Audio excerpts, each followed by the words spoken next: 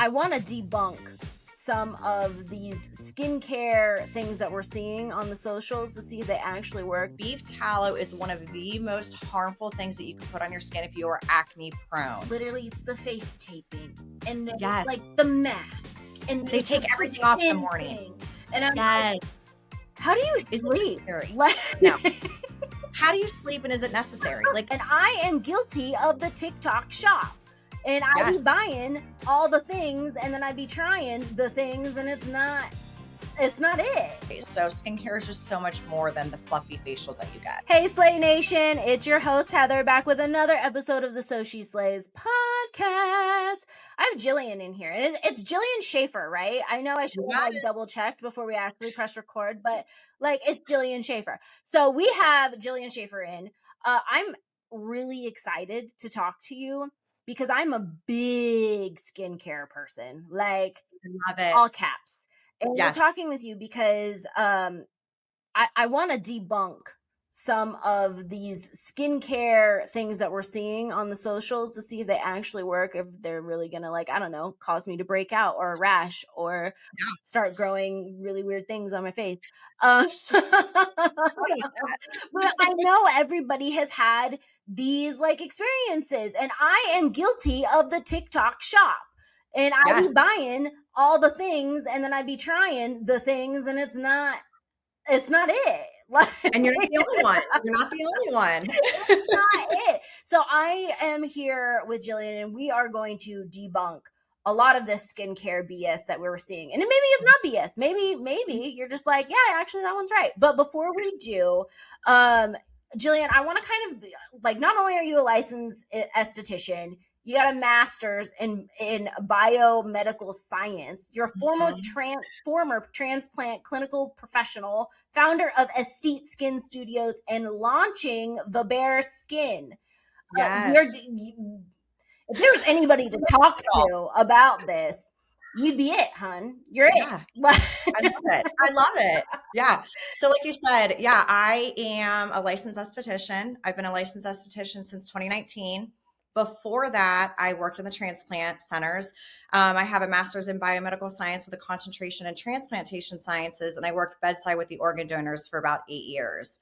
Loved it, but my shifts were 24 to 48 and I was dying. So I know. That's just not a feasible lifestyle. I don't know who 24 to 48?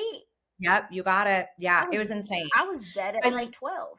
Yes. And I love donation. I still support it. I'm still there for it, but I just needed something a little bit more lifestyle friendly. So I was on Accutane twice growing up. So I knew skincare has always been something that I've loved, that I've been interested in. So I'm like, you know what? Let's just go back, get the esthetician license. So I did that and I've owned Estete for the past 4 years almost. And I'm loving it. It's everything I've wanted. So yeah. Oh my goodness. Okay. I want to kind of talk about a lot of these social media things that we're seeing. Yes. Because I have been scammed more than once. Yeah. And I felt some type of way about it. And these little influencers get me sometimes. They all do. They're so good. They're so good at what they do. And I was like, this is HGTV, but from a phone. And we're selling everything. We're selling everything. Yes. So I want to go ahead and then let's start there because I feel like we're going to start with these social trends, but I want to know what works and what doesn't. What our skincare should actually look like, especially if we have, oily skin, dry skin, hyperpigmentation, acne, breaking down all of these things because I think a lot of times people are like, oh, it's a cleanliness situation. And that's not always the case. No, it's not. So let's just hop right in. I made a list of all the social things that I could find. And Slay Nation, I'm so sorry if I miss your thing. But now is your chance. You can reach out to Jillian yourself. And be like, is this a thing, Jillian? So beef tallow as moisturizers, as a moisturizing agent. So this has come up so many times in my treatment room. Not only am I a licensed esthetician, but I'm a certified acne expert. And So I would say majority of my clients are acne, and I deal with a lot of anti-aging clients as well. But beef tallow is one of the most harmful things that you can put on your skin if you are acne prone. It is very, very poor clogging. So if you're acne prone, you have an overproduction of dead skin inside your pores. So when you add that beef tallow on top of it, it's just going to clog everything up and basically create and manifest that cystic acne lesion. So A, for acne clients, absolutely not. If you're not acne prone, I still think there are so many other beneficial things that you can put on your skin besides just plain old beef tallow. It's not giving you anything besides what they're claiming as a moisturizer. Just go somewhere and get things that have anti-aging properties, that have lightening properties, something that's going to give you just more than what they're saying it's doing, like more than just like the slugging effect, which is probably another trend we can talk about. Because essentially that's all that beef tallow is doing, is essentially slugging your skin to try to keep the moisturizer that you're using in, but it's not going to have any other benefits to it. So yeah, it's a no for me. It's a no. It's a no. And slugging is another, is like you Yes. said, it is another one. So let's talk about it.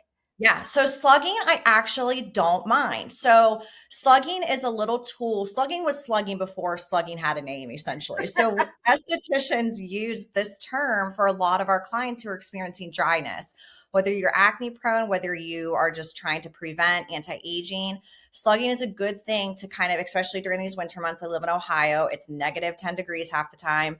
So the term slugging means you're putting down a moisturizer and then you're putting either a very thin layer of Aquaphor, Vaseline, or petroleum on over top to help seal everything in.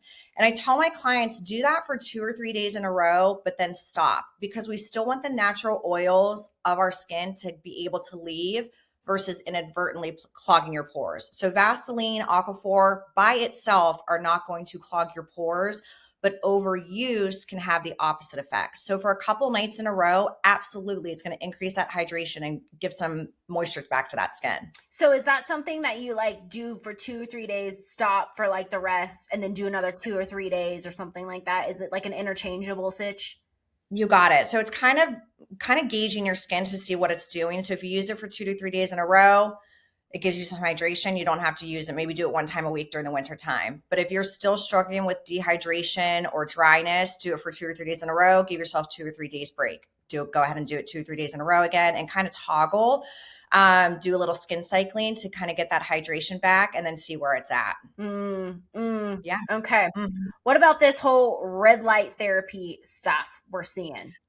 I don't know what is going on, but all of my clients for the past, I'd say 2, 3 months, are all over the red light. And red light has been around for a long time. And I love it. If you are getting a really good quality, high quality mask. So I would not go to Amazon unless it's from that specific Amazon store, because you want to make sure you're getting LED lights. LED lights are very, very different than colored bulbs. Colored bulbs are basically just going to get Christmas tree lights and putting them in front of your face. It's not going to do anything. So LED, you want to make sure it's able to penetrate those different layers of our skin. And some great brands that I suggest for my clients are Omnilux. Shark just came out with a really good LED, and Lightstim. Those are usually my 3 go-to. So as long as you're getting them from their specific Amazon store or getting them from their retailer store, they work. Red light therapy is able to help rebuild collagen and elastin. So it's really good for fine lines and wrinkles. And then blue light, which you don't hear about that often, is what I use on my acne clients because it's able to kill the P. acne bacteria that builds up to create our cystic acne lesions. I believe Omnilux and Lightstim, you have to buy them as 2 separate lights, but Shark has it all in one. You can either do red or blue light with theirs. So yeah, it's a yay for me. Okay, so then we're switching to a little bit of the tools section now, because still I'm a big fan of Korean skincare products. That's like pretty much all I use. But what I will say is they also have these tools, right? I'm sure you've seen them. You get like, it's like this little U shape, and it has electricity with the lights, and you can kind of like push it up your jawline. For those who are listening, I'm like mimicking it right now. You can push it up your jawline and like up your neck and like all this. Yay or nay for that? It just depends. So I'm going to say, I know which device they're talking about. That one specifically, I say nay, because there's too many in one. It's a depuffing, it's an LED, it's microcurrent, it's microneedling. When you start getting too many things in one, especially invasive like microneedling or derma rolling or dermaplaning. I do not like any of those invasive tools to be done at home. It leads to bacteria growth. You can have micro tears on your skin, which is just going to tear apart everything. But if it's truly just a light, if it's just depuffing, those two things I'm fine with. But if it starts to get more invasive and you're starting to go below the surface layer of the skin, it's usually just let a skincare professional do that part of it. Mm. Yeah. Okay. What about like Medicube has like this like stick thing, and it's Yes. like blue light and red light, but it vibrates, but it makes your skin twitch. I know Yep. y'all know what I'm talking about. Yes. So I don't want to call out Medicube, but that's exactly the same one that I was just talking about. So I Mm. had a client reach out and ask me about the same device because they had a really good Black Friday deal going, and I love a good Black Friday deal. But some of those devices, just in my opinion, are not good for long-term use at home. Mm. So microcurrent is basically like an exercise for your muscles. It uses electrostimulation and it helps kind of move things around, lifts, tightens, and thins everything out. When it's used at home, I get nervous that people are going to use it inappropriately, not use the right gliding. You need something that's actually going to conduct the electricity, whether they're going to use the wrong one.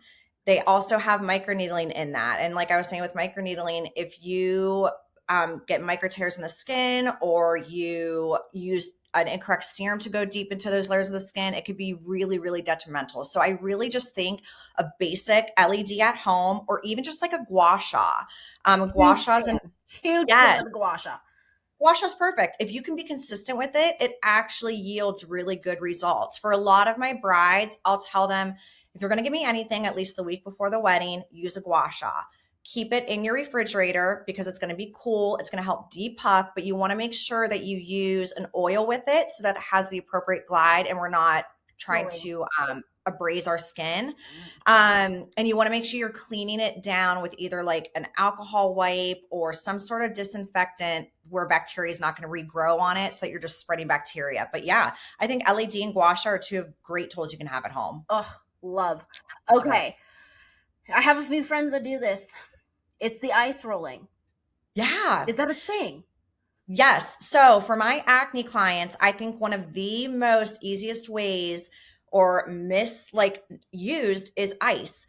Literally for acne prone skin, if you think you sprain your ankle, sprain your knee, you put ice on it. So in order to help get that cystic inflamed acne lesion down, to get that inflammation, we want to use ice. Whether it's just a basic ice cube or an ice roller, inflammation, when it's in our skin, can create things like fine lines, wrinkles, hyperpigmentation, acne scarring, redness, rosacea. So icing is one of the easiest ways to get all of that under control. So I'll tell my acne clients, if you have a cystic acne lesion, take an ice cube, 1 to 2 minutes, small circular motions. It'll help decrease everything. It'll heal the acne lesion quicker. It'll help reduce the hyperpigmentation that's left over. It's the best thing that you can use. Now, if you're going to use an ice roller, you just have to make sure that you are disinfecting it after each use so that we're not spreading bacteria all over our face. But yeah, I love it. Okay. Perfect mix. I would have never guessed. And now, are you saying only for like cystic acne? Because like obviously there's a lot of like the whiteheads and the blackheads and the this and the that. Yes. So I think for whiteheads and for cystic, yes. So there's two different types of acne. You have non-inflamed and inflamed. Non-inflamed are things like blackheads, texture on our skin, really small whiteheads. Inflamed acne are things like the cystic, the pustule, the nodules. Icing is going to work a lot better for the cystic because it actually has the inflammation to decrease, but there's nothing wrong using it on the blackheads, the whiteheads. Some of those small whiteheads, the inflammation can start to turn into an inflamed acne lesion. So icing can help that, but it just takes everything down one notch that we're not able to do without the ice. Okay. Now I have to ask you though, for my own personal curiosity, the gua sha and the ice. Do Good, you like? Can they go good together? question. So I actually had written down on my notes some things to go over. And one of the things that I wrote down under gua sha was not to use it under cystic acne. So I would use it on ice. I would use ice on the cystic acne instead. One of the biggest things that we have to be careful with for our acne prone, even if you're not actually broken out at the time, is spreading the bacteria. So whether it's a dermaplane blade or even as little as the gua sha, if we are too aggressive and we accidentally break that pore, we're spreading the bacteria and restarting that whole acne cycle all over again. Mm. So I say use gua sha if you're not broken out. Even if you're acne prone, I still say be very, very cautious with it. But if you are broken out, ice would be the first thing that I do. Now, if you are just thinking prevention, put the ice down first, get it really good and reduced inflammation, and then go in with a gua sha to help kind of move things around and smooth it all out. Yeah. Okay, good to know. Good to know. In case you haven't heard, we're launching a Patreon. It's called So She Slays Unfiltered AF. In the Patreon, you're going to get the So She Slays podcast and the Hangover podcast. Think being able to be a part of the conversation, submitting questions, submitting topics, live streaming. Now, we're still going to have the audio version and the video version right now that we have currently for free, but this is just like all the bonus content. Now, we launch March 2nd, if I can say that right. Now, you can get founder pricing right now as low as like $4 a month, but you can only do it if you join the guest list. If you join the guest list, you lock in the founder pricing forever. To do that, head on over to socislays.com/unfilteredaf or comment and I'll send you a link.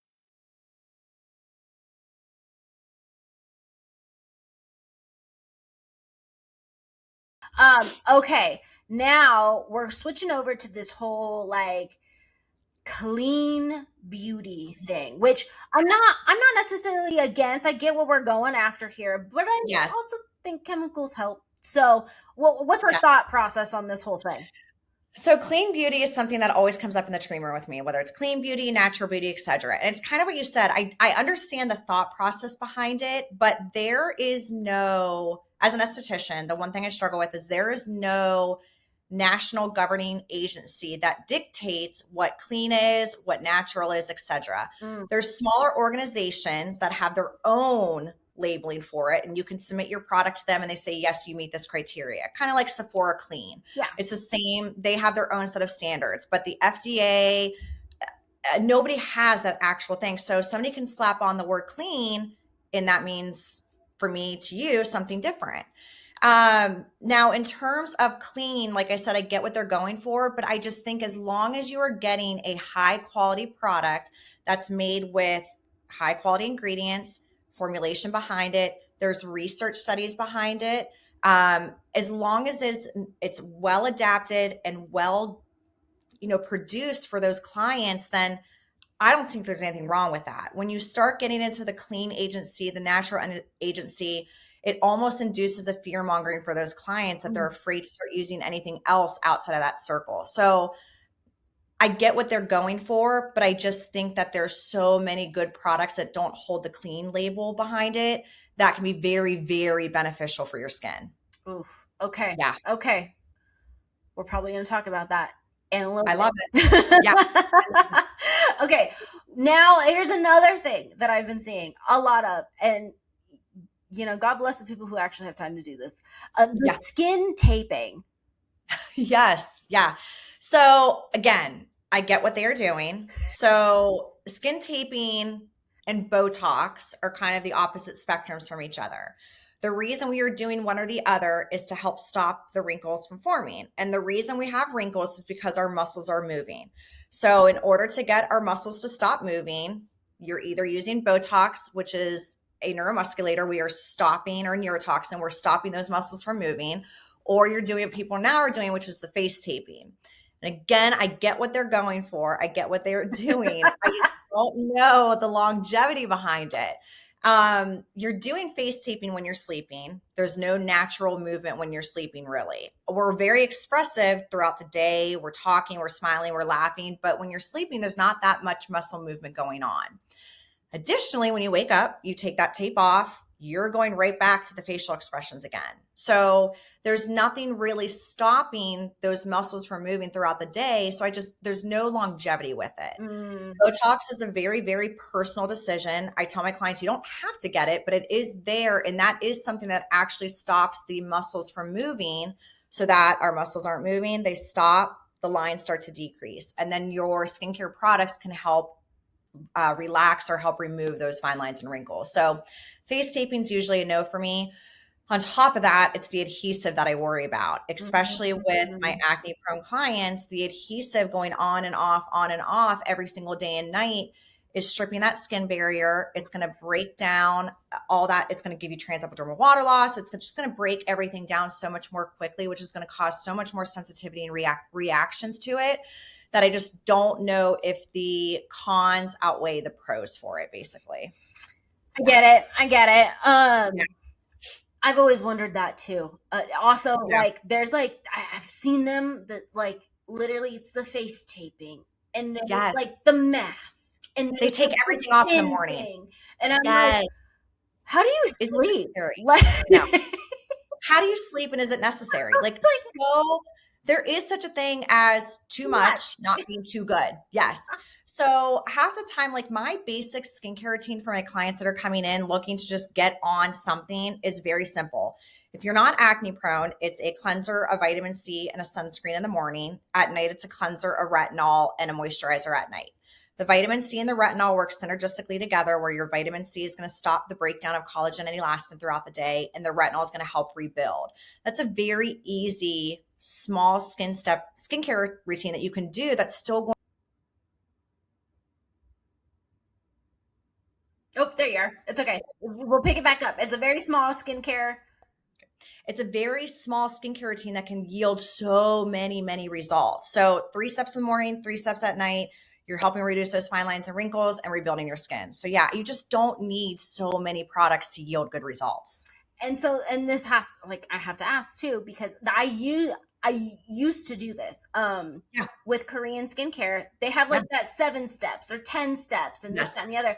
What I found is like that actually, it worked for a short period of time, but then it started, because I am acne prone. So Yes. it started actually activating my acne, Yes. and I had to like take products away to where Yes. I am down to like maybe 3 products in the morning, Yes. 3 products at night. Yes. It's definitely a thing. Acne is so personal, person to person. A lot of people don't realize this, but acne is an inherited genetic condition. So we have something to blame our parents for this time around. But like I said, it's that overproduction of dead skin. Dead skin mixes with excess sebum and creates a cystic acne lesion. So if you are acne prone, we need exfoliation to get the dead skin out, and usually an antibacterial to keep them from coming back. But not only do we have to have the correct skincare, there are so many different lifestyle adjustments outside of just the skincare that play a factor. It's the makeup you use with pore clogging ingredients, the different foods that you eat, lifestyle adjustments. So acne is so fragile. It is so person to person. One little thing can exacerbate everybody's skin. So one of the worst things you can do for acne prone skin is biotin. Biotin is very pore clogging for acne prone clients, and biotin is found in Alani Nu energy drinks, Celsius energy drinks. So these little triggers that can kind of create this catastrophic effect for my acne clients. And it's usually those 10-step skincare routines where they think, okay, more is going to get it done, more is going to get it there, where really you just need the product for your skin to get the clarity you need. Mm-hmm. Yeah. And we're going to dive into that a little bit more, because I think that that's an important thing. But we'll get through like 2 more of these like trends. Collagen. Yeah. Yeah, I mean, whether you ingest it or you put it on your face, is it really a thing? Like, does it really? So it's hugely debated. There's white papers showing pros and cons for both ingested and for topical products. I really think that as long as you have the retinol and the vitamin C, in my opinion, are one of the two best that are going to give that collagen production. I truly don't think the topical or the oral are going to give you enough to actually make and yield long-term results. The vitamin C not only helps create the collagen and helps stop the breakdown of collagen, retinol helps rebuild the collagen and elastin. So I would choose those two over actually ingesting or topical collagen. I think it's just going to be one of those big market trigger words that you're going to see a lot. I just think having the correct skincare versus those two types is going to be the best for your skin. Yeah. Okay.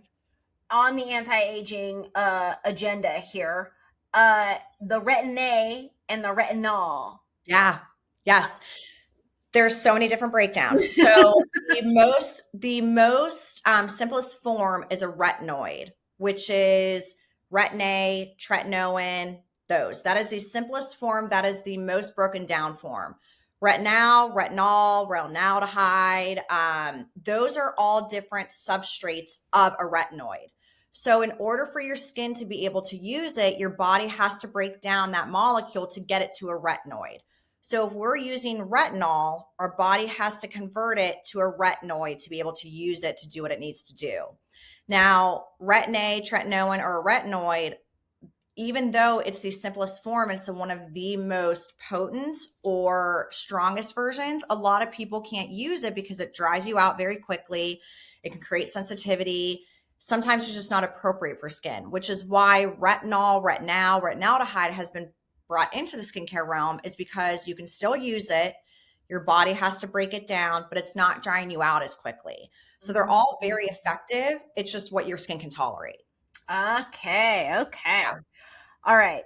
So I hope those were all the ones that I could think of as Yes. far as like what I've come across. Did I miss any? Those were all that I had down. Literally every single word for word were the ones that I had down. So it's like, good, we're ready to go here. I love it. Look, like I said, big skincare enthusiast over I love here. it.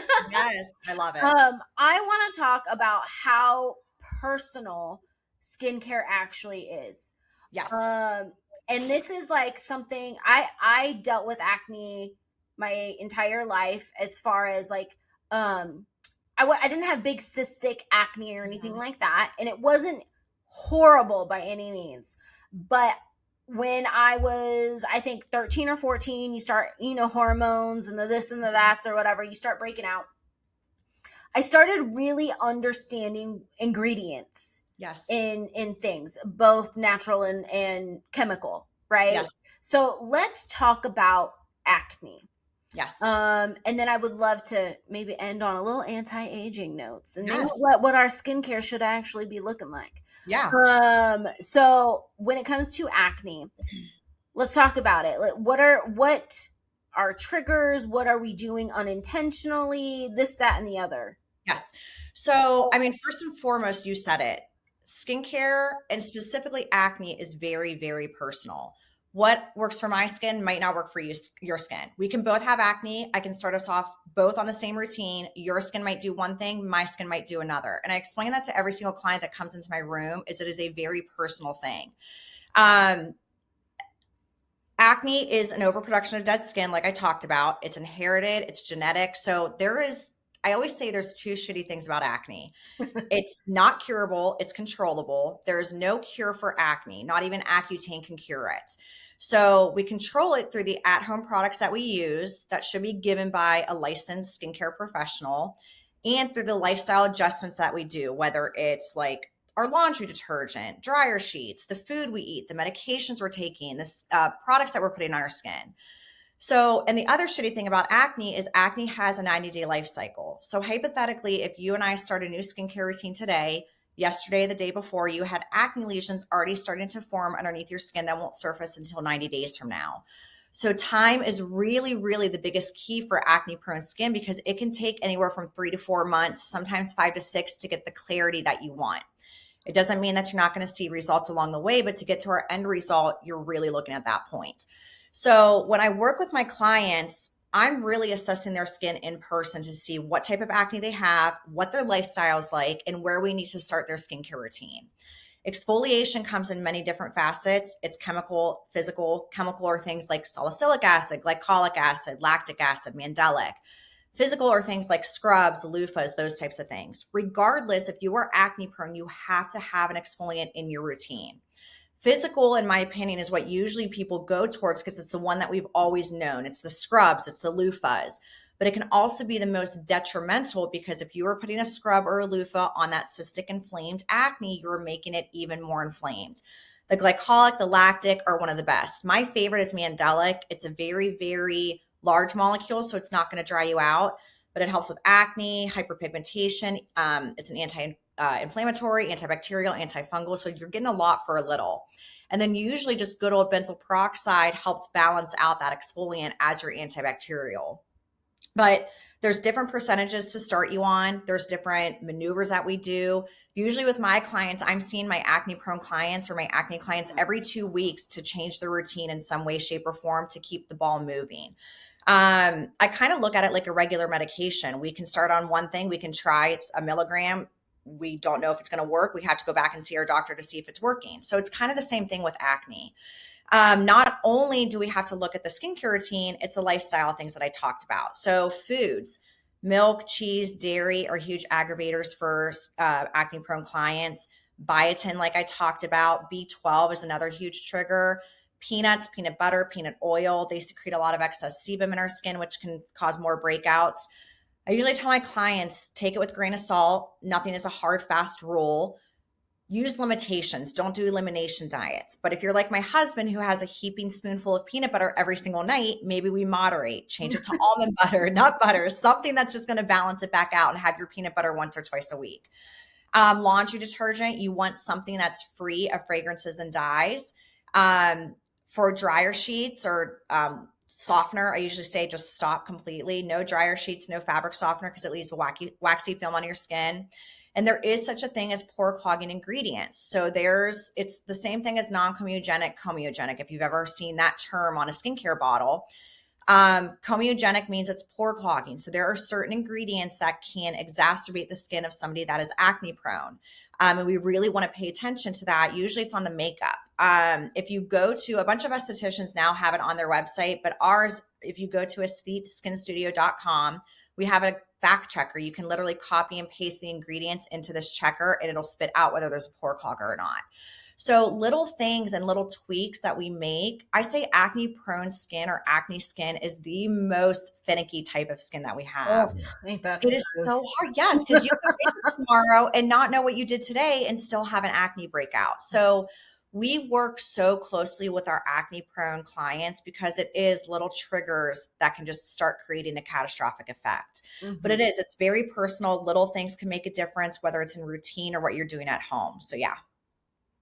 Yeah, I mean, I think because it fluctuates, at least for me, that is how I started learning Yes. all of like the skincare ingredients and what does what and what I need. And I started being very hyper vigilant as to like what exactly my skin was accepting, what it wasn't, what it needed. Like now it's gotten to the point where I can just look in the mirror and be like, we need to exfoliate today. Yes.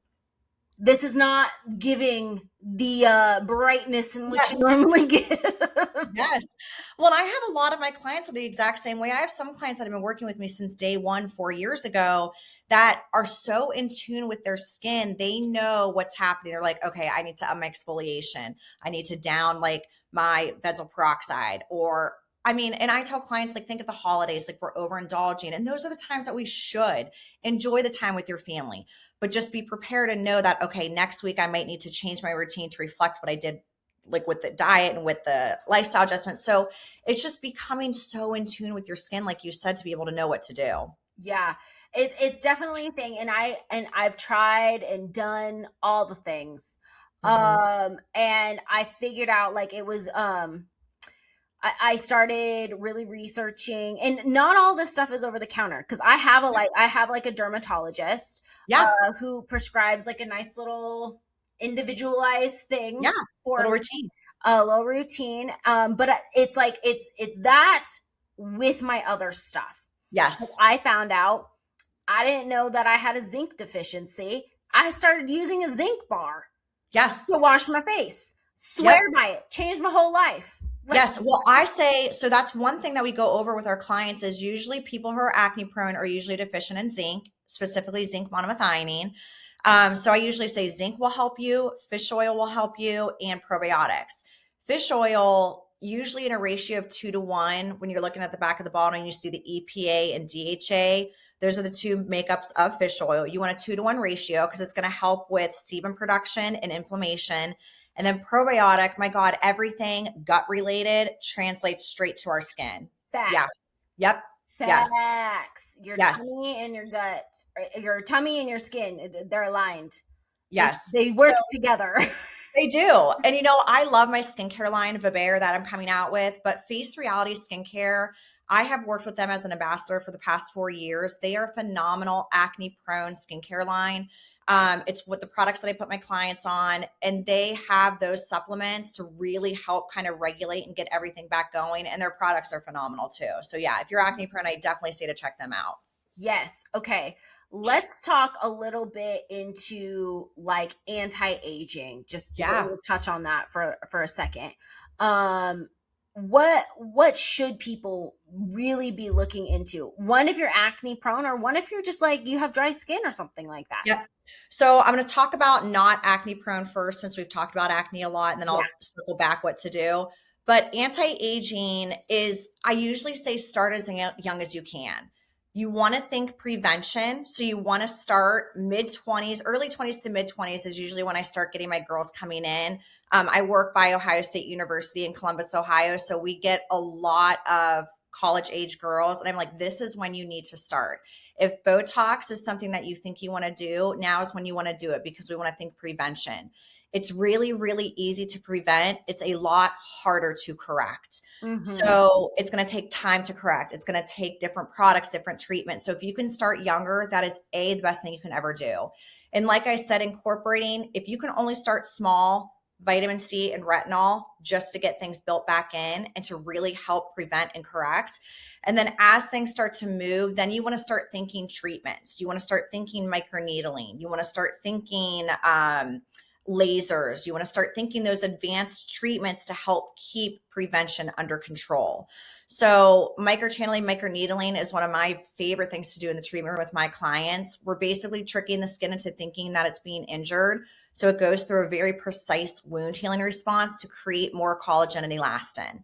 I usually say space it out, three series, 1 month apart from each other, because that collagen production will continue building upon each other. But if you can start earlier than later, start with good vitamin C and retinol, and then integrate those higher end skincare treatments, you're set up for gold.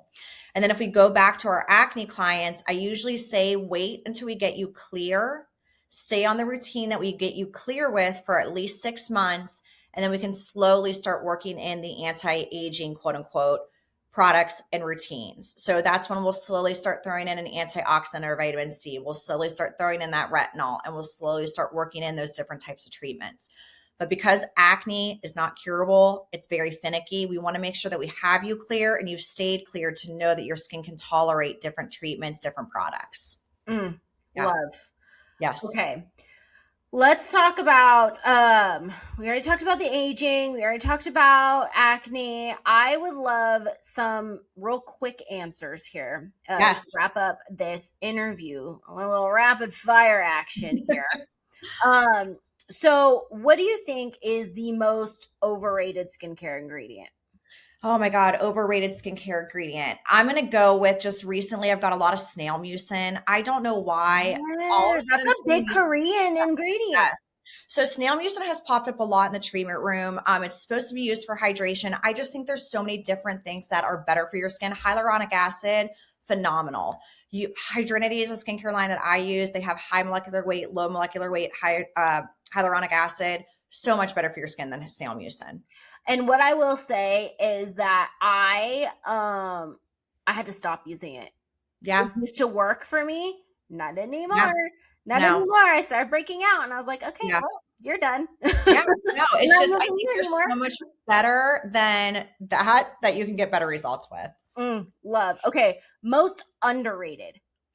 Ooh, most underrated. Sunscreen. Hands down, sunscreen. I tell every single client that comes through my door, if you do not have sunscreen, any other product, any other treatment that you do is never, ever going to work. It is single-handedly one of the best ingredients. Sunscreen has come such a long way. It's not just the white, thick block that we put on our face anymore. There's tinted, there's different serums, there's different consistencies, textures. Everybody can find something that works. It's going to help stop that UV ray. It's going to help stop that breakdown of collagen and elastin. There's physical, there's mineral. Everybody asks which one's better. I say use whatever is best for your skin, whatever you're going to wear long term. But sunscreen all day, every day. Okay, one product everyone should own, which I think we kind of just discussed, but is there a second one? Okay, good. Yes, because I could just keep going down. Sunscreen is hands down, like I said, my favorite product. But one product that everybody can own, I do think, is an exfoliant. Just because I work with so many acne clients, they need it, but still anti-aging needs it too. You're still sloughing off dead skin throughout the day. We need to get that dead skin off so that you can get a continuous renewal of new skin cells and you get that really, really pretty glow. Love. I know that's like one of my favorites. No, okay, so expensive skincare. yes. Is it worth it? When do we actually need to use it? I think it just depends. And a lot of this comes from the recommendation of the skincare professional that you're using, because we're able to know whether it has actual facts behind it or if it's just a marketing ploy. So I think if you're able to talk to somebody to deduce the ingredients that are in it, to deduce the formulations that are behind it, whether the technology is actually supporting it, there are yes and no answers to that. I carry products that are $19 and I carry products that are $250. It just depends on what it's claiming to do and what the science is behind it. So I always say just do your research to see whether it's actually proving what they're claiming. If they don't have white papers on it, if they don't have the results, ask for them, because I want to see what's actually showing for their marketing ploys. Yes. Okay. One thing to stop doing immediately. Tanning. I'm gonna go two. Oh tanning. People still do that. Yes. And I still get it, whether it's in the tanning bed or you're laying out on the beach. I get it. I get the appeal, but sunless tanning has come so far. Just go get a spray tan, go do some tanning drops. Not only are you aging your skin, but skin cancer is a real thing. A lot of people, I think, relay that skin cancer is not real cancer. Yes, it is. It is still cancer. So tanning. And then for my acne prone clients, please stop picking. You're breaking the pores, spreading the bacteria, and starting that whole acne cycle all over again. So I gave you two. I gave you tanning and I gave you one. Okay. Now, my last question is to build what should be in our skincare routine.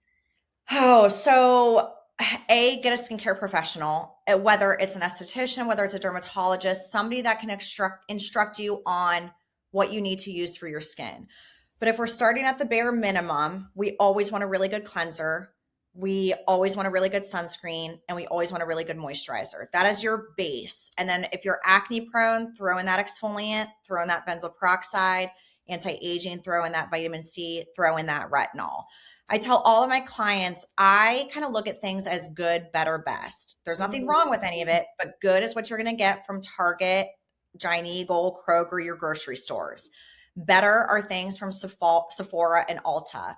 Best is what you're going to be getting from an esthetician, a dermatologist.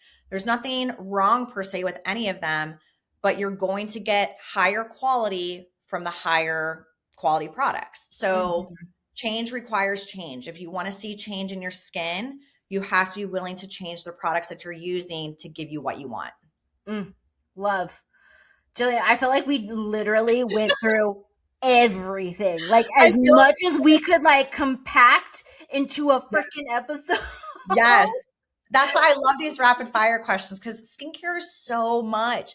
I feel like people, even before I went back to esthetician school, my husband, I think, thought skincare is just fluffy. It's just there. But it's not. It is so much. And I think as females, we can understand our skin really portrays so many different emotions into one. If we don't feel like our skin is what we want, we are just portraying it in so many different ways. So skincare is just so much more than the fluffy facials that you get.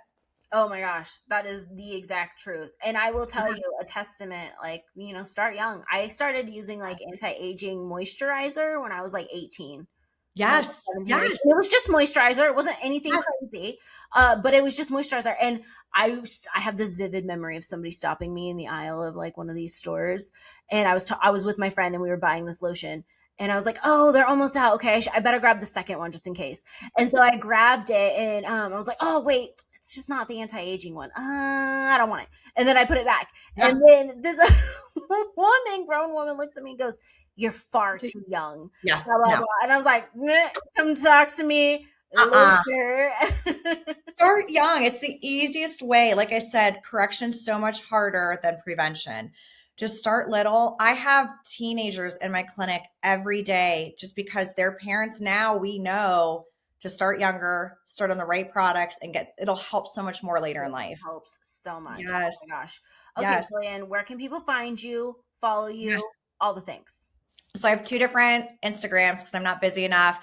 Instagram one is my personal skincare studio page. It's aesthete, AESTHETE.skin.studio. That's on Instagram. And then Vabare Skin, which is launching April, is at Vabare, Vabare Skin. You can find me all over those 2 things. DM me. I will email you back. I'll DM you back. We can talk all the things skincare. Oh my gosh. Love it so much. Jillian, thank you so much for all of the knowledge drop. Yes. Because like we covered things. Things. Slay Nation, as always, thank you so much for listening, for watching, if you're on YouTube. You can follow us at So She Slays across all the socials. You can go to SoSheSlays.com. And don't forget, we are launching our Patreon, So She Slays Unfiltered AF, March 2nd. Now, you can lock in the founder pricing. You got to join the guest list. You can do that by visiting our website. Once we launch, founder pricing is gone. So definitely go and do that. Jillian, thank you so much again. And Slay Nation, as always, thanks for listening. We'll catch you later.